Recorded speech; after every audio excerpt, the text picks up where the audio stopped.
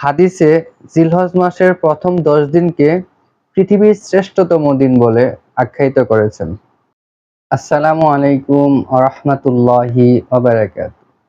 প্রিয় দর্শক, আজকে আমরা জিলহজ মাসের প্রথম 10 দিনের ফজিলত ও গুরুত্ব সম্পর্কে জানব ইনশাআল্লাহ। জিলহজ মাসের প্রথম 10 দিন খুবই গুরুত্বপূর্ণ সময়। এ বিষয়ে পবিত্র কোরআনে মহান আল্লাহ তাআলা শপথ করে বলেন, ওয়াল ফাজরি ওয়া লায়ালিন আশর, অর্থাৎ শপথ প্রত্যুষের ও 10 রজনীর।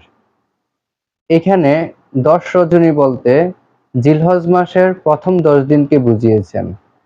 এ বিষয়ে ইবনে আব্বাস রাদিয়াল্লাহু তাআলা আনহু, ইবনে জুবাইর রাদিয়াল্লাহু তাআলা আনহু ও ইবনে মুজাহিদ রাহমাতুল্লাহ আলাইহি সহ অনেকেই একমত পোষণ করেন। প্রসিদ্ধ মুফাসসির ইবনে কাসির এই মতকে বিশুদ্ধ বলেছেন।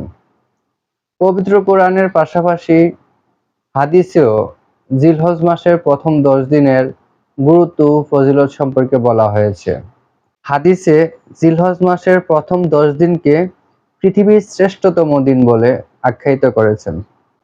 ইবনে আব্বাস রাদিয়াল্লাহু তাআলা আনহু থেকে বর্ণিত, প্রিয় নবী হযরত মুহাম্মদ সাল্লাল্লাহু আলাইহি সাল্লাম বলেন, এমন কোনো দিবস নেই যার আমল জিলহজ মাসের প্রথম 10 দিনের আমল থেকে আল্লাহর কাছে অধিক প্রিয়।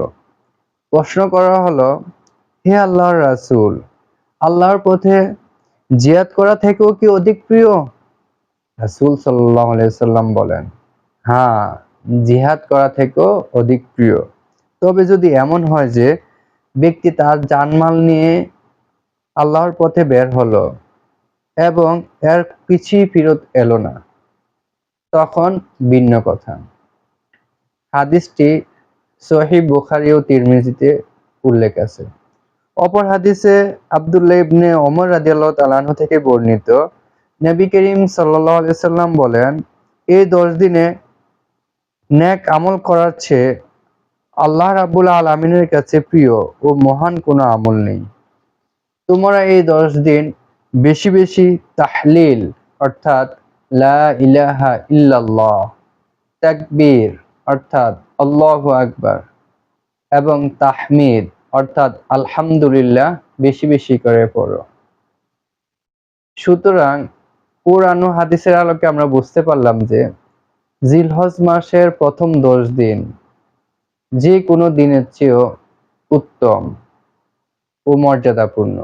আসুন হে প্রিয় দর্শক, আমরা এই 10 দিনে বেশি বেশি তাসবিহ, তাহলিল ও দান সদকা করার মাধ্যমে আল্লাহর সন্তুষ্টি অর্জন করি, আল্লাহর সান্নিধ্য অর্জন করি।